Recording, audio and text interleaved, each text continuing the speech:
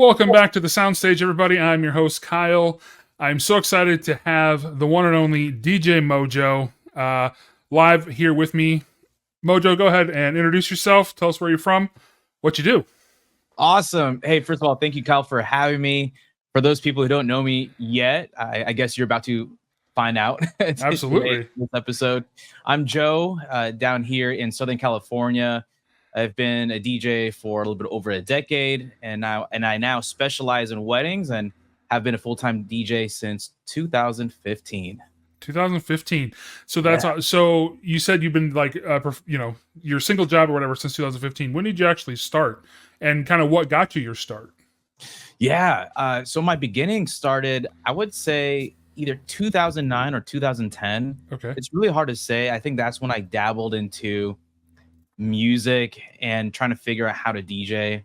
I mean, that was when the times where I got the Hercules controller, I got like virtual DJ, and it's just mixing with music. I already had a good music library, and I was just trying to figure out how to manipulate the songs and how to blend them in. And that's how it all started. Really, just playing, trying to figure out how to DJ. Okay. So what was it that kind of drew you to DJing? Was it a Yeah. specific thing about the music or the controllers or things like that? Uh, so I think, okay, I'm gonna go deep with you really quick. Yeah, So no, absolutely. I think I realized this later. At first, when I first started, it was just fun. Oh, I got to play music. Oh, people enjoy what I do. It's fun, and it's the energy of the music. But looking back at it now, I think it's because for me, I'm more of an introvert where I'm kind of shy. Whenever I'm at parties, I don't know how to socialize as well, and I just hang up by the food. I didn't know my role at a party. It's really hard for me to just enjoy myself and just hang out and chat. Hmm. So I think a part of me, and maybe for other people too, is like, hey, you know what? I want to contribute to the party, and instead of being like just hanging out by the food or anything, let me let me work the party. So Okay. DJing in a way, I think down the road and down the years, it kind of gave me something to do. I think it's more purposeful, and I really get to help people, and that makes me feel good because I'm actually doing something to make people feel good. Yeah, I think that's kind of been a theme as we've gone through, and I've done a few of these different ones. It's Mm. people really like the idea of being involved in the party, but kind of being the reason the party's having a good time, having fun, doing all that sort of thing. So I think that's really cool that I don't know, in a way we kind of have all the same kind of story. We enjoy the music and all that aspect of it, but at the same time it's kind of us for us to be involved in the party but kind of sitting back and doing our own thing. Yeah. So I think that's a really cool thing, and I think it. I don't know that I ever thought about it that way for myself, but I think it's kind of that too. That whenever I went to the parties, I wasn't 100% sure what to do because I'm not a drinker, I'm not really a partier, but I Mhm. love playing music and I love making people happy and all that kind of thing. So Mhm. it's a way for me to be in the life of the party without having to do all the party stuff. Yeah, and if you have to think about it, whenever you DJ these parties, you're at a corner, you have your own little spot, no one's really bothering you. And like, hey, Yeah, let me just play these dance songs and you guys just do your thing. And while I'm yeah, like, absolutely. I'm happy in my bubble, For in my sure. world. Yeah, no, that's and that's another fun thing about these. You get all these different perspectives that you didn't think about, but are 100% true about yourself. And so that's something that absolutely. Hey, this is my little protected bubble back here, but I'm going to make it so you guys can have so much fun out there. So Yeah. that's awesome. Yeah. Um, so you started kind of going 2015. You started going full bore. Was that just were you in clubs? Were you starting to do weddings then? Like what kind of was going on with that? Yeah. So I didn't just go dive into being full time. I had a corporate job during when I first started from 2009, 2010 for the first 5 years. Hmm. And during that time, I was growing my DJ business on the side while working 9 to 5. Sure. And on 2015 was when my contract ended with the company.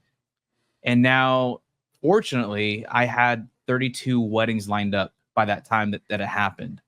So I had this huge moment in my life where I had to decide, what am I going to do? Am I going to commit and double down on DJing and let's see where it goes? Or should I find another job and, something that I'm not as happy about, but it's stable? So I took the leap in 2015.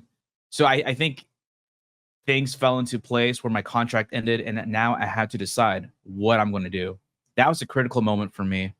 And I decided to double down on myself and really, okay, if I'm able to do this part time and still book 32 weddings, imagine if I dedicated those 40 hours a week into what I actually do. Like, imagine how fast I will grow even more.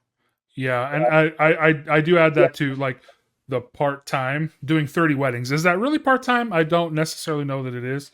So, but that's really awesome, and I love that people take that step and just be like, you know what, I believe in myself. I know what I can do, and I know that I'm doing something that I want to do, Mhm. and so I'm just going to go for it.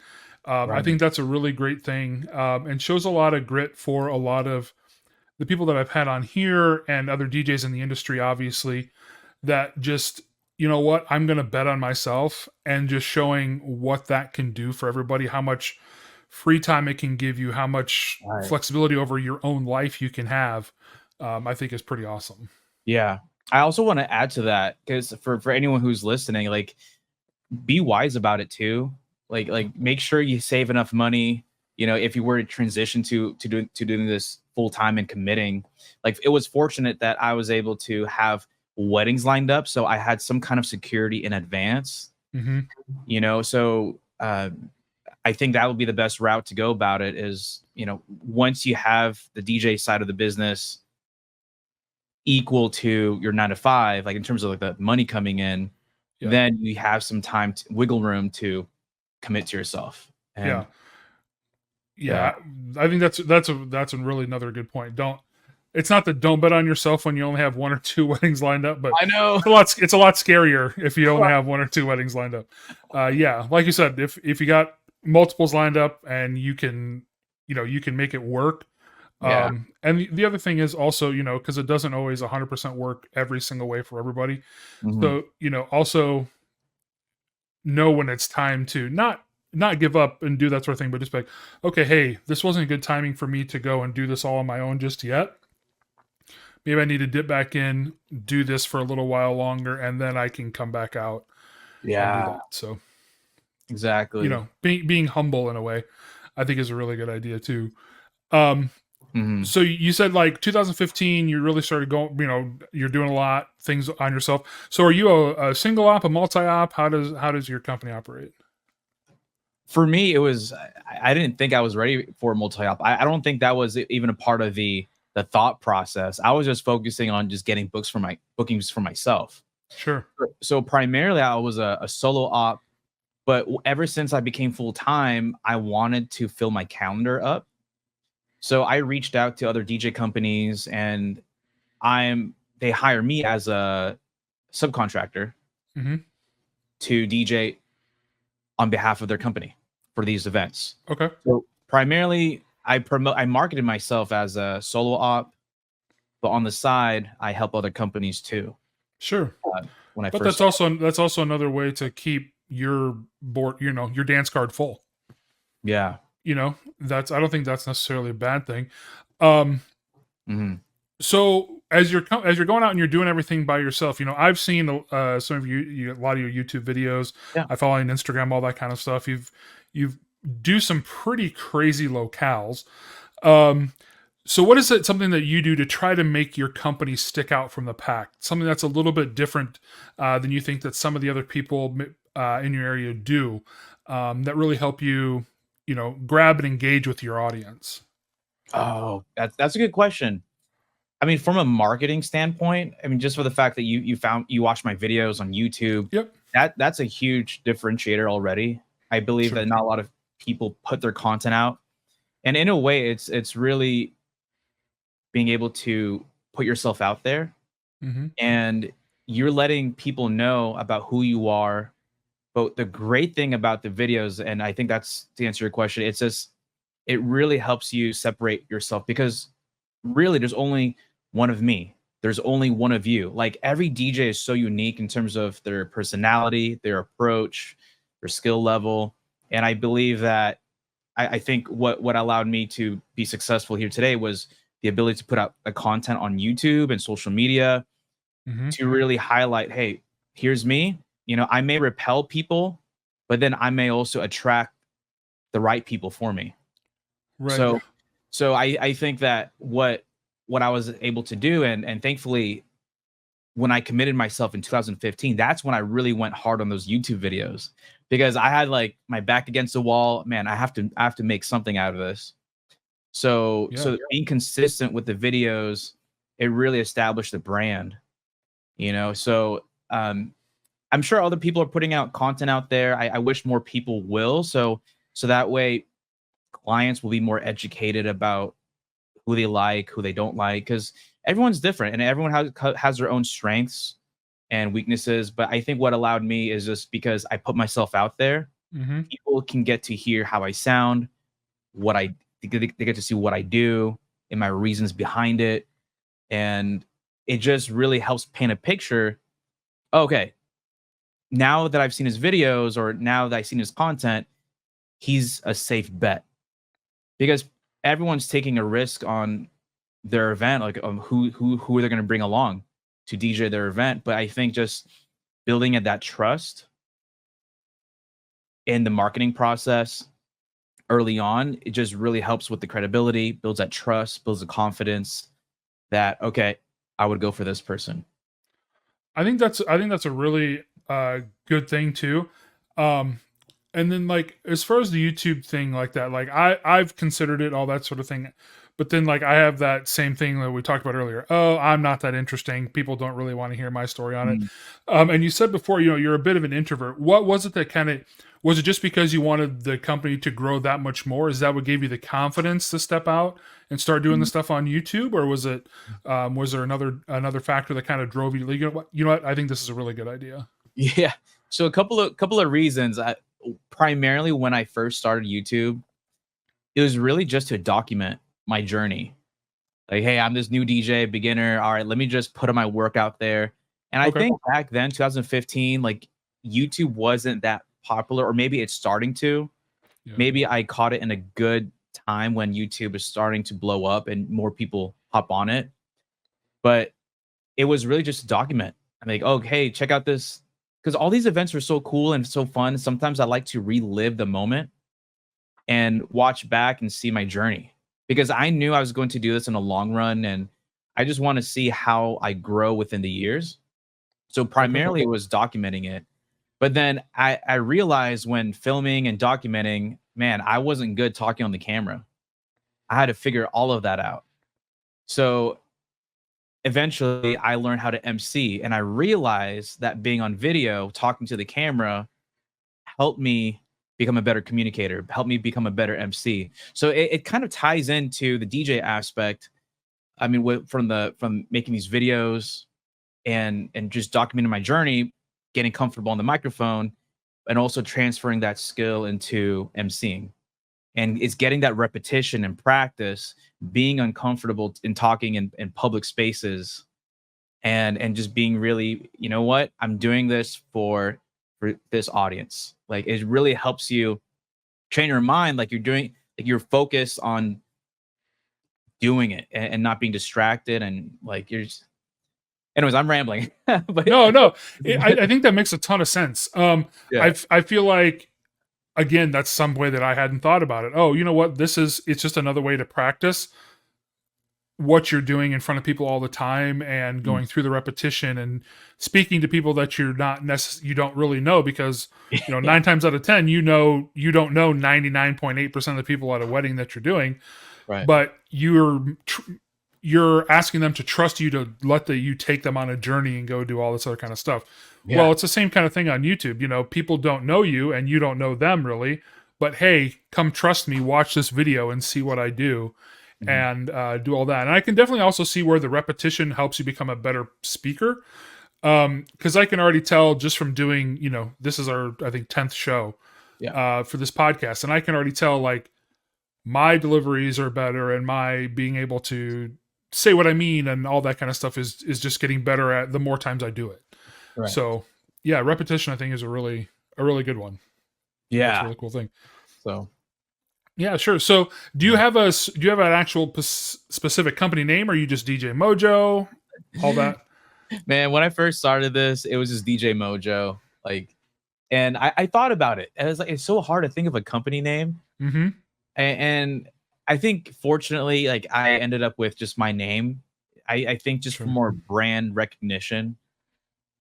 So Yeah. yeah, I don't know what else it would be. 'Cause I realize that it is challenging to, and I'm sure there's other people who are crushing it out there, but it's a whole new, I guess, ball game to learn how to scale and be a company with other DJs. And I'm not sure if I'm ready for that yet. No, and that was something I talked to about one that I did a couple days ago with one of the other people, and he was talking about how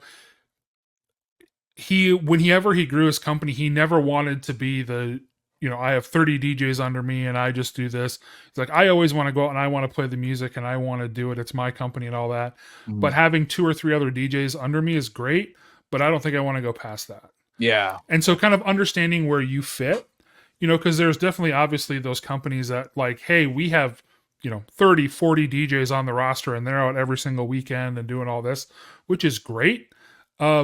But that's not what everybody wants to do. Some people just kind of want to sit back and do their thing. And I think there's room for everybody. Obviously, there's lots of people and lots of people have weddings and events and all the things all the time. So, I think Mhm. there's room enough for everybody. But Right, right. And I think just thinking about it now, I think like if I were to start, I think I hope I think I chose the right route where I started with my DJ name is to build brand and familiarity and trust. mm-hmm. Because once the name gets big, then you could use your name to create other side businesses because you already have a reputation to fall back on, which is DJ Mojo, or for Oh, example. yeah, Uh, no, that makes sense. so, but, Yeah, for but yeah, sure. I guess it really depends on where you are in your journey and like I guess your end goal to trying to figure it out. Yeah, the end goal is a big one. It's where you want to, do you want to get to the place where, like I said, you have 30 or 40 people and you have warehouses full of equipment? Or do you want to get to the place where you have you and three or four really close knit people that you just want to go out and do with? Or do Mhm. you just want to run it all by yourself and just be like, you know what? I know that I can do it and I can do it the right way. I'm just going to do it all for myself and just do it that way. Right, right. So yeah, I think it's, knowing your ambitions and your goals and all that sort of thing is really good. And it sounds like you have a really fantastic outlook on it. Hey, this is how I built it and this is how I want it to go. And then Mhm. we'll just kind of see where it goes from there. It's not necessarily, oh, I have to do it this way. Yeah, I think it is refreshing to know that too because now I I because I know a lot of solo op DJs and who are trying to do this like full time or get bookings. I really want, I guess, in a way, to inspire them that they can. Hmm. And it's just a matter of knowing how to do it. Oh, You for know, sure. I mean, you're one of the people that I watched when I was building mine, and I'm still a solo op. And Mhm. so it's that same way too. Like it's going out and it's figuring out what you need to do. Now, I will take inspiration from you, but obviously I got to put my spin on it because Right. I can't be DJ Mojo. I don't know how to do that. It's Mhm. not the way that I need to run my business or play music or anything like that. I got to do it, my way. Yes. Yes. So I think I think for me at least, you're doing that, which is awesome, and I appreciate that that you've done that for a lot of other people too. Um, and we can just look forward to building that even more into the future and trying to get even better together. Yeah. Oh, exactly. Exactly. Yeah. So one thing that I like to talk to people about is, so like 2015 you started doing this. Well, you're coming in on a decade now of doing that, solo, all by yourself, that sort of thing, counting on yourself. What is it that brings you back week after week? Is it the couples? Is it the events? Is there a certain thing that's got you hooked and you can't get over it? That's a good question. Uh, I think one of the things that stood out to me the moment you asked that question was about mastery, like mastering the craft. Because after I do these events, I maybe I'm a harsh critic, but I always try to see what could I have done better. Oh man, like now I'm going to do this next time. Oh, I should have prepared more music for this type of playlist. So Mm-hmm. it's really propelling me to push myself into being better for the next event. So I think that's what really drives me is I mean, as much as I want to relax, sometimes it's hard to shut that off and just hey, let's just enjoy the day, which I do sometimes. But I think just seeing people happy Mm-hmm. after the wedding day, it's a such a great positive feedback loop. Where, okay, I did something amazing today for this couple. I want to do it for my future couples in the upcoming weeks. I have to be on my game. I have to master what I do. Like people are dependent. Like I want that same feeling, but I also know it's all dependent on me and what I have to do to deliver on that. Oh, yeah, totally. That's I haven't heard that response yet, and I really like it. It's trying to get that mastery, and the best part about our business, I've been doing it. I've been DJing since I was in sixth grade, which was like Oh wow, nice. 1990.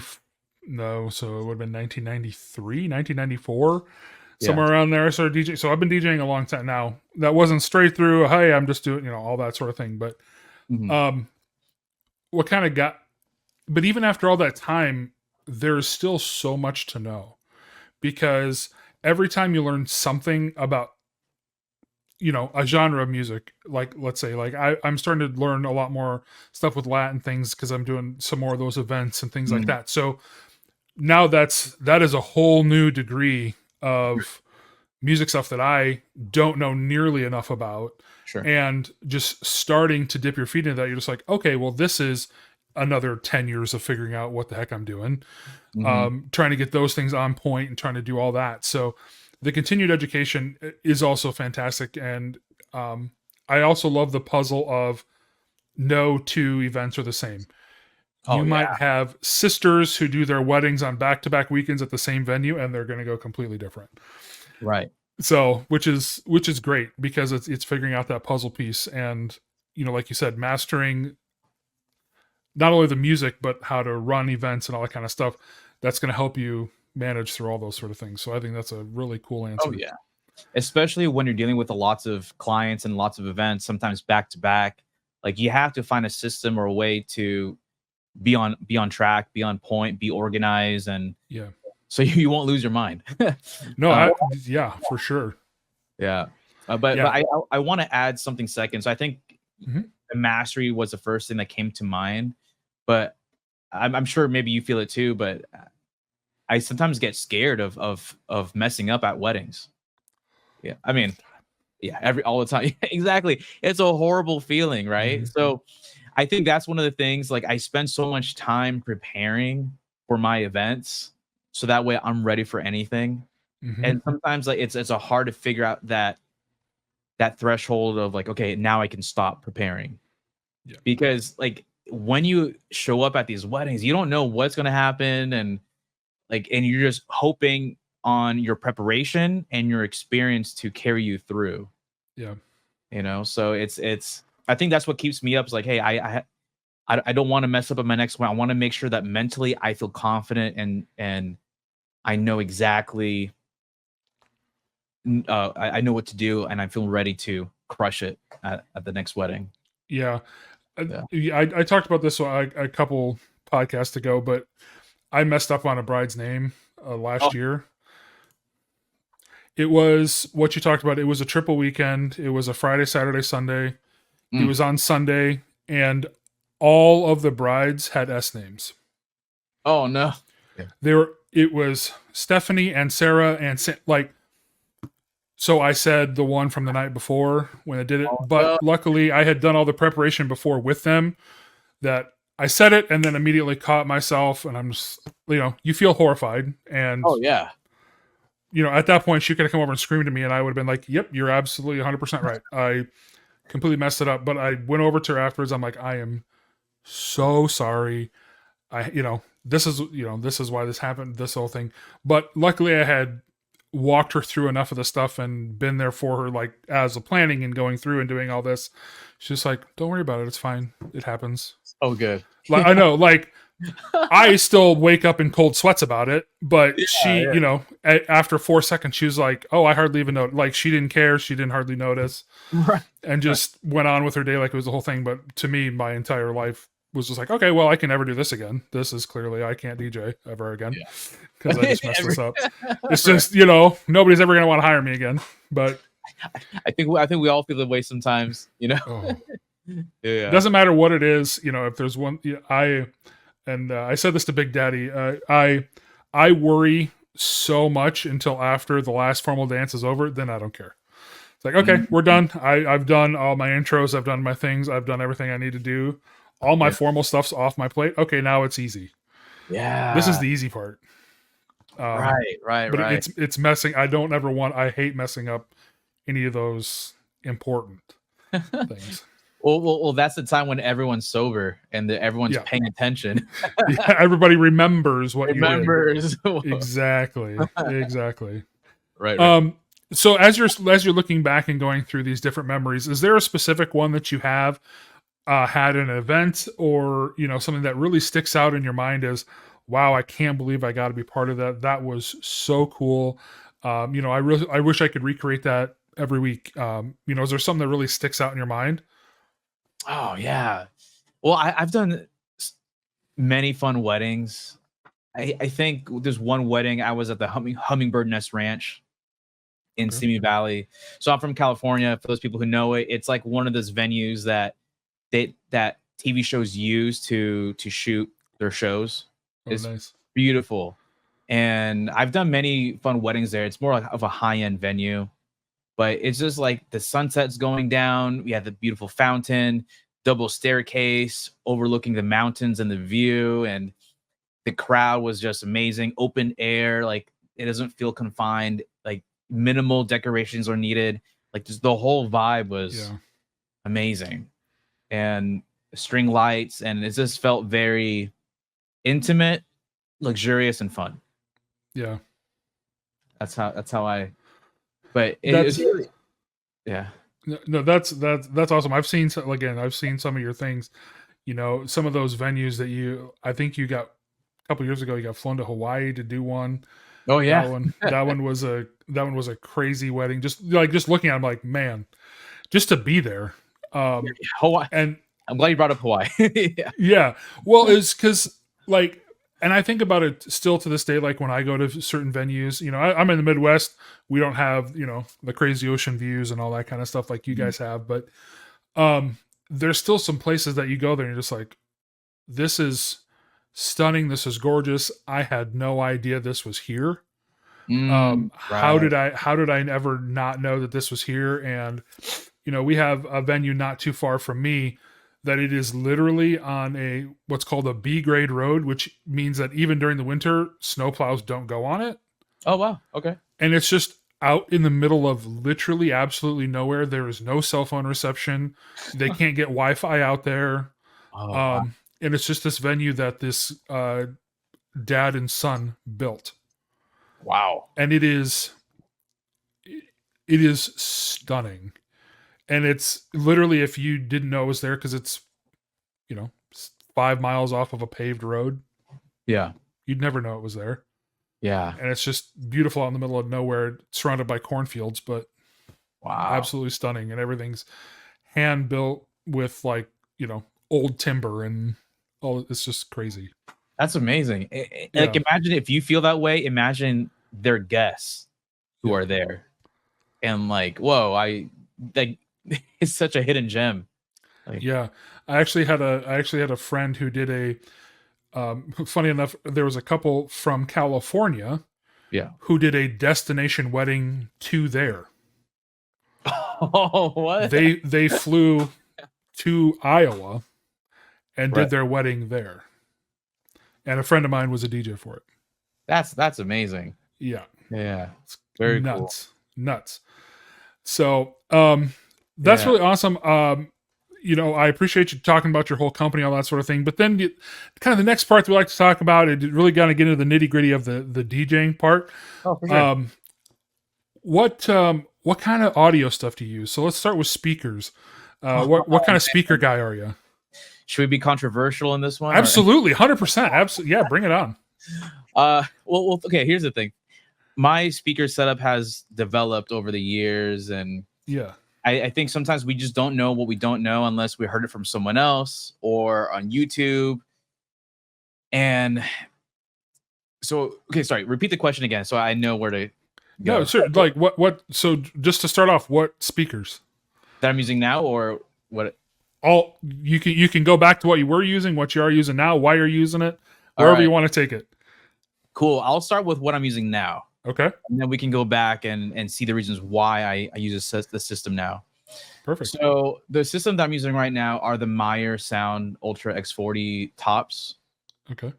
high end, and those are the tops. But I use the Bass Boss subs, the Bass Boss BB15 subwoofers, Okay. as my main setup, and that's my reception setup. For the ceremony and cocktail, it varies depending on the venue. I sometimes use the LD Maui 28G2 for the cocktail hour. That's usually my go-to. For the ceremony, I like to use the QSC K8.2. And Okay. I'm just trying to be efficient. I don't want to keep buying new speakers. Like for me, I can get by with the ones that I've been using throughout the years. And hey, it's still working. Mm-hmm. Still sounds good. Why spend too much money on that? Oh, for sure, I get it. But I spent so much money on my reception setup because I'm very particular with how I want the guests to experience the dance music, the microphone. Whenever I make announcements, I want to make sure it's very clear. The clarity, So, sure.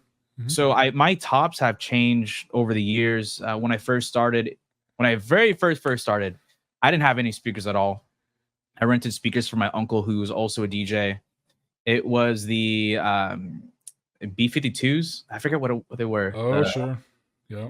I mean, not the group or the song Love Shack or anything like that. Yeah. No, I know what you mean. I looked at, so there was a Matrix system that they had, like the Matrix Yeah, that's what it is. 2000. Yeah, I looked at that one for a long time when I first started coming up. they sound great, and it's a passive system. Like you have to get an Mhm. amplifier and all that. So I rented that from him. But I think my main go-tos when I first started out were the QSCs, Mhm. not the point twos, just the regular, and they sound like great. were they the 12s? Did you have? 12s, yeah, Yeah. and they sound pretty solid. I'm really happy with them. And for the longest time, I haven't, like, it was always the tops. But there was a time where I think I watched like Nick Spinelli's video and some other people from AGI Pro DJ about the RCFs. Mm-hmm. And then I got sold into the Evox 8, and they sound amazing. Been using them for several years. And then I switched over to Bass Boss when they came out. I got the Mark IIIs, like the BB15s and the SV9s and the DV12s. They sound great. Really, really happy with the low end. It's so the BB15. I know Bass Boss. Not a lot of people get to hear them or know what they are, Mm-hmm. or maybe they heard about it but don't really know how it sounds. The subwoofer, it's so clean and deep, and it was a 15-inch. I own another 18-inch at home, and I ran a test side by side. Like the 15-inch was so much deeper and cleaner and louder than the 18-inch that I had. Yeah. So it was incredible. The DV12s, there were the Mark IIs. I placed them on top of my BB15s. Great dispersion. It sounds great, but I think it's just me. Like it didn't really sound very accurate to or natural to the way how things are supposed to sound. It Okay. sounds good, but it doesn't sound true. Yeah, I got you. Mm-hmm. You know, so that's why I upgraded to the Meyer sound. So I didn't really like how my voice sounded on the Bass Boss Bass Boss DV12 tops.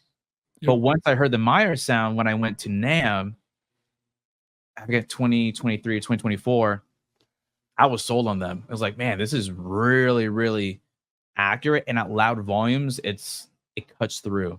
It's the same, yeah. It keeps that clarity throughout. Keeps the clarity throughout, doesn't sound distorted. It goes loud. And So at the end goal, like I really want to be known for the sound that I bring, and because that's how what's going to make people feel like if they can it, like I if I use other speakers, my voice may not come across as clearly or may not sound as pleasant for Yeah. people to listen to. Hmm. So I think these are all the small factors that help me into the purchase decision that I have today. It's I want something very deep and low end and really satisfying bass, but also having the tops that's really clear and accurate that will cut through anything and it sounds good. It doesn't get distorted. So right now I'm really happy with my setup with the BB15 and the Meyer Sound Ultra X40 tops. Okay. So do you run one sub or two? I run two. Okay. So Just two run one on each subs side. and Yep. subwoofer poles on top. Yeah, sure. Yeah. No, but and that's really good. And what I really liked about your explanation is you gave a reason as to why you're using what you're using and your rationale and thought as to why you are.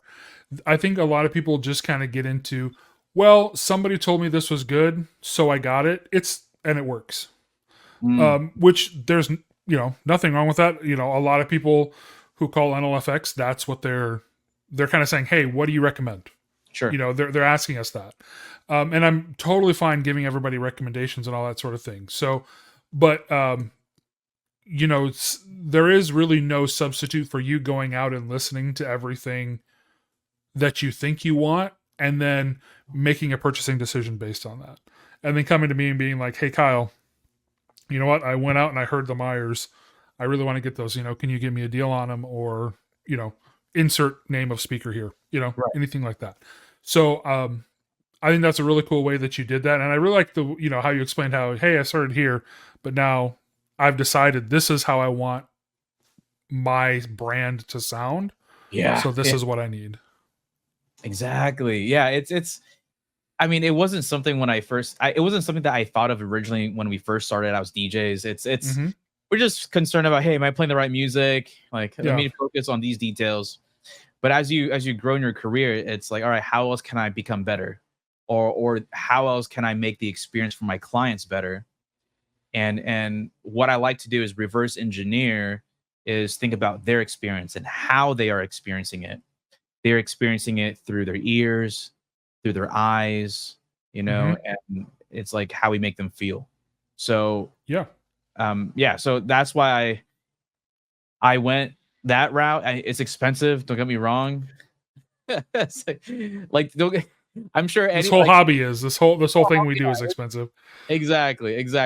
And for most people, they won't know the difference. Like they're happy with whatever sound is given to them Mm-hmm. as long as you're playing their song. Yeah.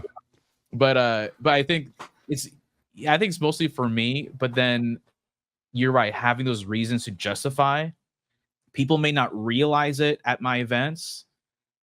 They maybe because they're not aware of it, but subconsciously they notice a difference, and that's the reason why they're having a good time. Yeah, and they might not notice it in the moment, Right. but then the next time they go to the thing, like, oh, well, this Yeah. doesn't sound the same. Yeah. If they go to a What? different event, right? Yeah. Why is this not the way I wanted it to be? Which isn't a bad thing, because that also, that's another cue for you. Like, oh wow, okay, he really cared about even this aspect of it, whereas anybody's willing to throw up, you know, any pair of Harbinger speakers or whatever, Right. Right. just to make the event. Hey, I got sound. You know, Yeah. um, That's gonna but sound which again, we all started at, and there's nothing wrong with people who do that, because we all have to start somewhere. right. Um, but yeah, once you get into it and really figure out that, hey, you know what, I want to take this seriously. Taking serious all aspects is a really Yeah. good idea. So then so you said you like to go to the chain backwards. So we're at the speakers, we're Yeah. heading back. Are you going straight into a controller? You're going into an external mixer?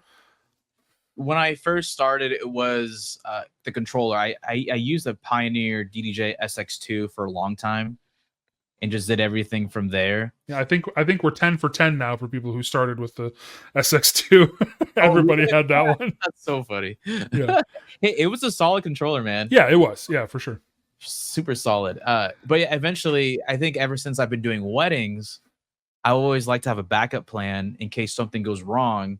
and having that external mixer on the side has been helpful, because like, if I need to run just a basic sound system with a microphone and an iPod, I don't Mhm. need to bring my controller everywhere I go, just a mixer. Right. And it's so adaptable to different scenarios Mhm. in that sense. So, So which external mixer did you go with?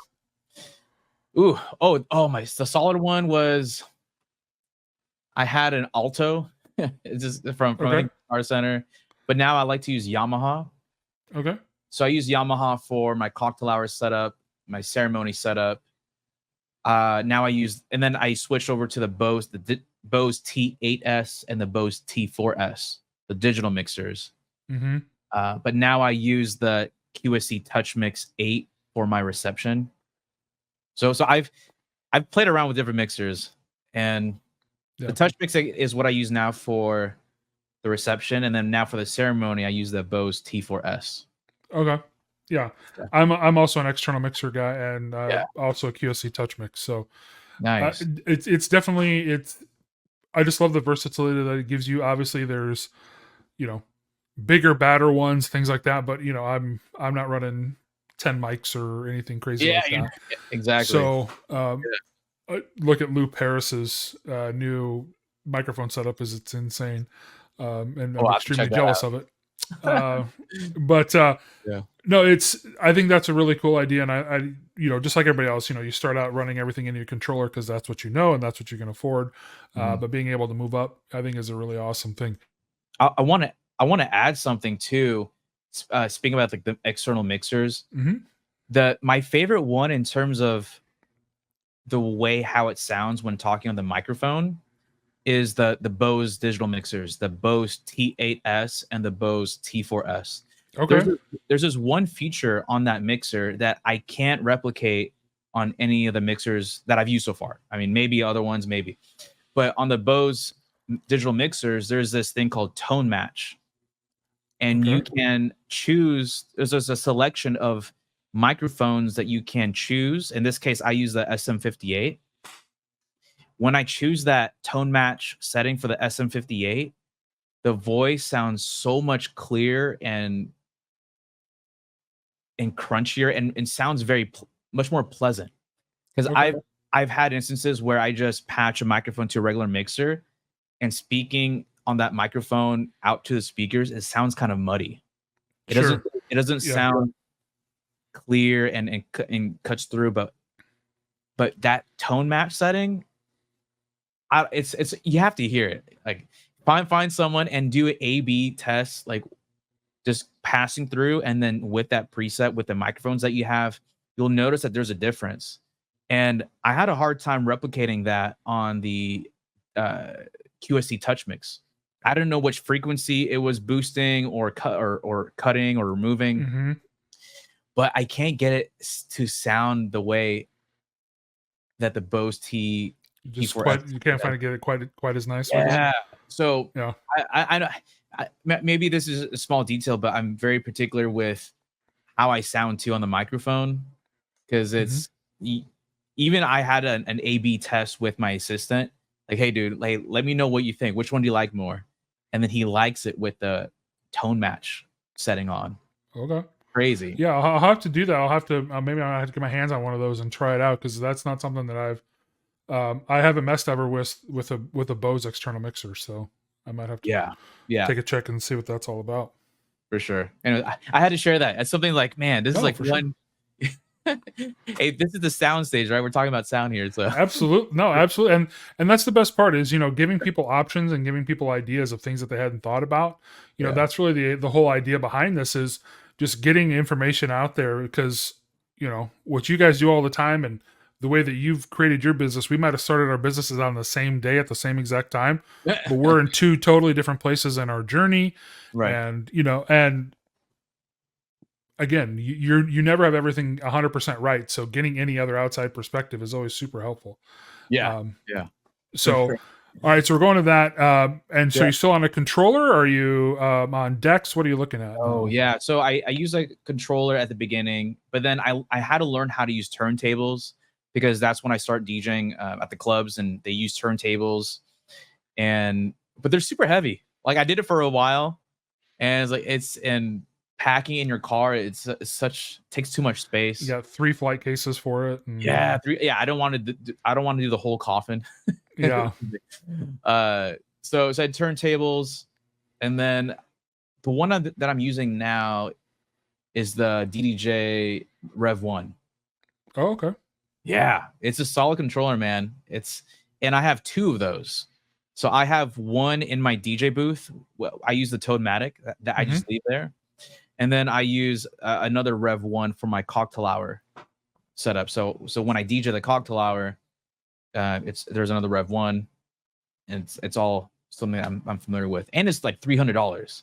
Yeah, So they're really they're really inexpensive, and oh you yeah, know, and I think that's going to take some people back just because the high end stuff that you guys do, and you're talking about, Meyer sound and the whole thing like that, but then you use just a little Rev One, right. which there's absolutely nothing wrong. Like, hey, it works for you, and it does exactly what you need it to do. You run into an external mixer anyway.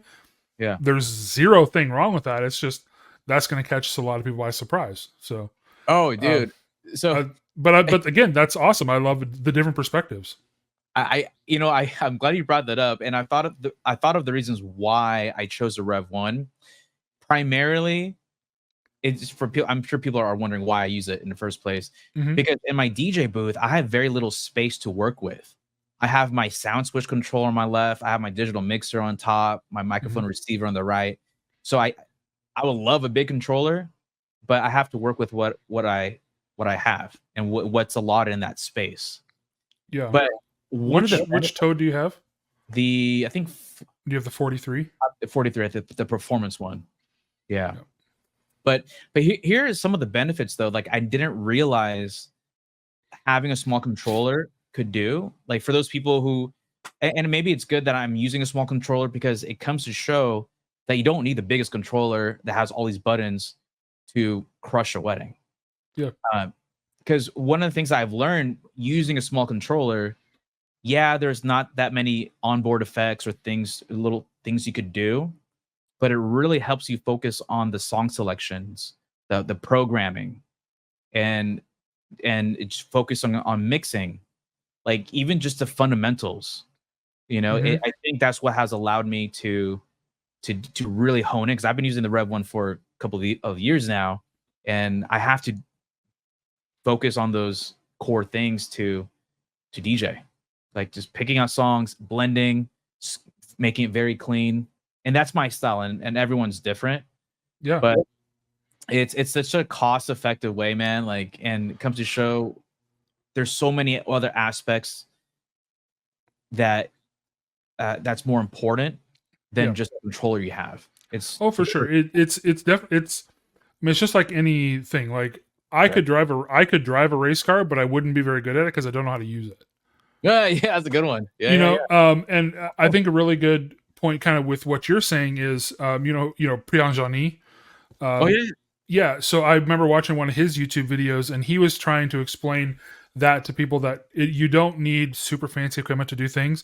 He flew out to do a festival, and he took an SB3. So just a little tiny yeah. I know. Yeah. control, and he's just like, this is what I used to do. I forget how many people it was 2010, I can't remember, but he did a festival weekend, and he's just like, this is all I use, this in my laptop. He's like, you don't need anything fancy. That's it. No, Yeah. it's true. It's true.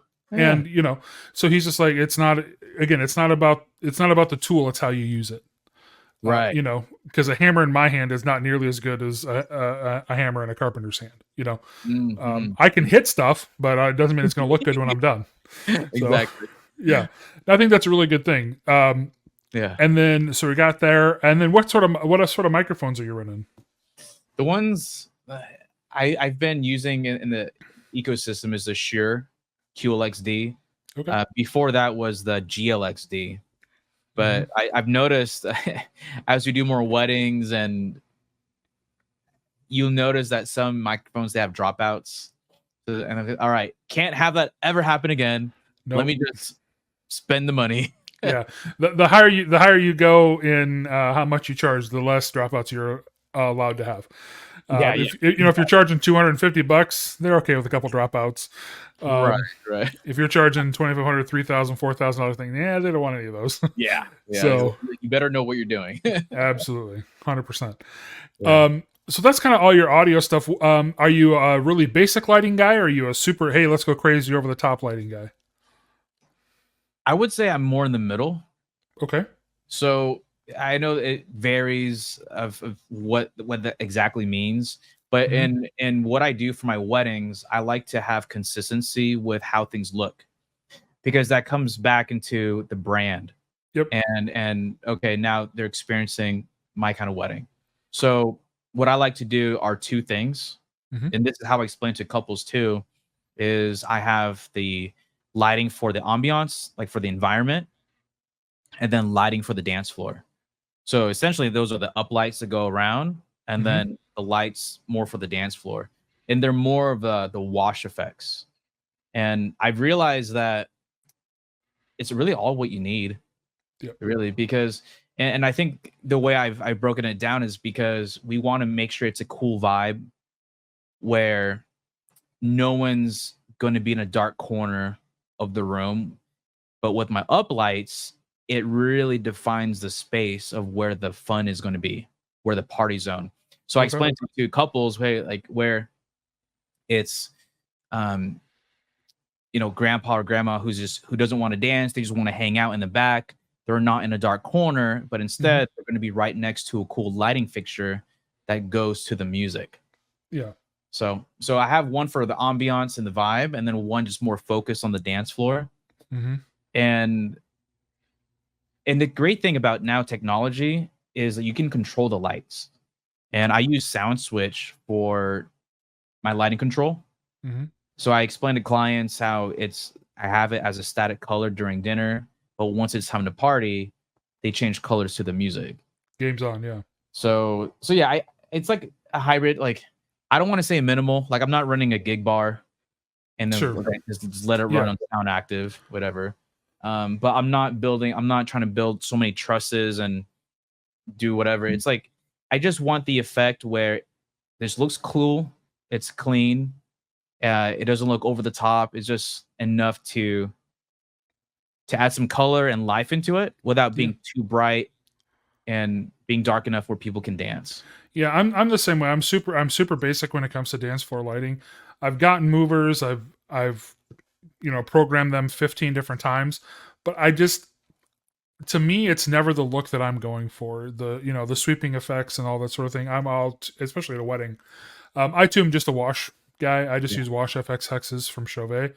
Mhm. They're stupid bright. They bathe the whole room in color, and then I just kind of point them at the ceiling so that they're not in anybody's eyes, but they still wash the whole Right. room in color. And then the same thing with my uplights. I just have them going around. I have them all going, during dancing Mhm. also, just so that way it feels like, hey, the whole room is in the party. And if you want to, you can come out to the dance floor where it's louder and brighter. Right. Right. But Right. even if you're sitting over in the corner, you still get the vibe of the lights changing, and you're still in the event, but you're not necessarily right on top of it. Mhm. You know, Right. yeah. I think we're pretty similar in that way how we approach it. So There's one thing though I want to add. yeah. Yeah, it's for the dance lights. 'Cause I have these totems. They're Hmm. not trusses. They're just totems that elevated, and then I have these moving heads. And one of the things that I've been doing, I think it adds a really nice, elegant environment. Is having the moving heads scan the room horizontally above people's heads, Hmm. uh, and in very very slow. So when people look at it, it's even during dinner, it adds more movement while people are eating. So it kind of maintains that energy. But I think I was trying to reproduce the kind of environment as if you're attending a show where in the ambiance, it's just slowly moving lights, just going around. Hmm. It's just really cool to look at. I think that's what Oh it no, yeah, for sure. comes down I to. think that's. I think there. Yeah. Um. Yeah. I don't think that there's anything wrong with obviously doing any sort of moving heads and all that sort of thing. It's just it's not what I'm going for right now. And I definitely do get the idea of I do like them more for like, hey, having spots on the ceiling with slow turning gobos Yeah, and you stuff know. during the dinner and all that kind of stuff makes a ton of sense. Um, my whole thought was, but like once the dance gets started, the biggest thing I don't like with sweeping across the room and just like hitting somebody in the eye as they're just sitting Yeah. there talking. I don't love that. Mhm. Um, and then the same idea is like, well, if I'm just gonna have them shining at the ceiling the whole night, well, Yeah. is it really worth it? So Right, right, right. um, so I definitely see both sides of it, but no, I love the clarification on those. Yeah. Um, so that's awesome. So like, do you have a favorite piece of equipment that you have that you use all the time? You're just like, man, I couldn't live without this thing. It's my favorite piece of equipment. You have anything like that? My subwoofers. Yeah. Okay. I mean, that's the first thing that came to mind. Because, dude, I when I first started, I didn't even think about having subwoofers. It's like, oh, it's another bulky thing I have to carry, Yeah. and I don't know where to put it in my car, and like, will it really make a difference? But after I heard yeah, after I had the bass boss, I'm so happy with them. Like just DJing right next to it, you feel the bass, and when you feel the Yeah. bass, it seems like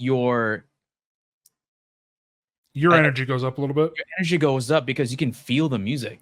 Yeah. And then it helps you think about that next song because when you feel the music in your headphones or earbuds, you can kind of sense the next song will have a similar drum pattern or bass line. Mm-hmm. It helps with that driving beat. Yeah. So shoot, if I enjoy the bass at the weddings, like I can only Yeah. imagine How the everybody two else is. do. Oh yeah. Yeah. No. Absolutely. No. I think that's a great way to think about it, and a good way to think about your subwoofers is like, hey, I'm using it as an extension of feeling the music and being connected to the audience because I'm feeling what they're feeling and I'm going with the beat with them and Dude, with all that sort of thing. So no, that's yeah. really I'm just amazed how I did it without it. Like it's just oh night and yeah, day difference. Like the what? change. It Yeah, changes. Yeah. yeah, it just a whole new dimension for sure. Um, so just kind of looking back through here. So how is it that I know you've it wasn't too long ago that you heard about NLFX. So how did you kind of get started with NLFX? How did you hear about us and all that sort of thing? Was it through everybody else? Like, hey, I heard about Ben, and then that led me down this path, Oh, or I think that's what it was. I mean, because Ben is a goat. You know what oh I yeah, mean? So one hundred I percent. think it's more about the knowledge and expertise that because I think I've watched his videos in the past, and then oh hey, check this out. You can get this at NLFX, and I think Mm-hmm. I saw NLFX at one of the DJ conventions in person. So I think I got something from them too, like in person. Yeah, So it was really nice. So I knew Ben first, and then I think NLFX really got integrated with me when I actually met them and the crew and some of the items on the trade show floor at one of the conventions. yeah. We like to go to conventions. We like to be part of the community and be there to support and all that sort of thing Mhm. to keep them going. Because we think that it's a really big part of who we are. Yeah, Being so customer focused as we want to be in front of our customers. We want to make sure that we're taking care of them as much as as much as we can. And so, being able to do that and being able to be face forward at conventions and in front of customers and all that sort of thing is a big thing of what we like really try to do. So, yeah, um, I appreciate everything that you have uh, told me so far about everything, and um, I just can't thank you enough for being on here and being with us. Is there any shout outs or anything you want to give before we get off here for the day? Or oh man, shout out to you guys. Like, thanks for having me on, and excited to be here. And for all the DJs who are listening, keep doing what you're doing. I mean, we have such a very important job and role in what we do, and like it's a journey. Master the craft, and be plugged in with other DJs because we understand each other and what we go through. That we Mhm. don't- like it's a community in itself, and we can lift each other up. And yeah, we have such a fun job. Like, don't you forget it. And whenever you feel down and feel stressed, or you feel you can't do it, just those are good problems to have. It just lets you know that you need to figure it out how to break through that so you can do what you love. I think that's a really good way to put it, and also another reason why you should kind of do what you do, and you should film your events, film those moments, and Yeah. that way, if you ever do get to that point, you can go back and just be like, yeah, but remember when you could do this with people and you got this emotion out of everybody, and you're able to do all Yeah. that. So I think that's a really awesome thing. And you're right, we have crazy awesome jobs. Some I hesitate sometimes to call it a job because it's like, I get paid to be the life of the party. It's kind of hard to call that a job, but Right. sure. Um, and yeah, I think we're extremely lucky also. So Yeah. again, Joe, thank you so much for being with us. I really appreciate it. Obviously, you have your IG on there. Is Yeah. there anywhere else you want people to follow you on? You want to call Yeah. out your YouTube or anything? Yeah, if you just type in DJ Mojo, you'll find me on YouTube. And I also started this community for wedding DJs called Wedding DJ Mastery. Okay. It's on, if you go to skool.com/wedding DJ Mastery, that's where I post up more content and have a community of DJs there who want to get into weddings and want to master doing the craft. Oh, that's awesome. I think that's a really cool thing. And can I ask you for one small little favor to sign us off? Sure. Can you give us your tagline? Oh, yeah. Let's do it. All right. I'm DJ Mojo, saving the city one party at a time. Couldn't have said it better myself. Thank you so much again, Joe, for being Thanks, on with us. Thank you so much for listening, everybody. We'll talk to y'all soon. Take care. All right, have a good one. Thanks, Kyle. See you. Bye.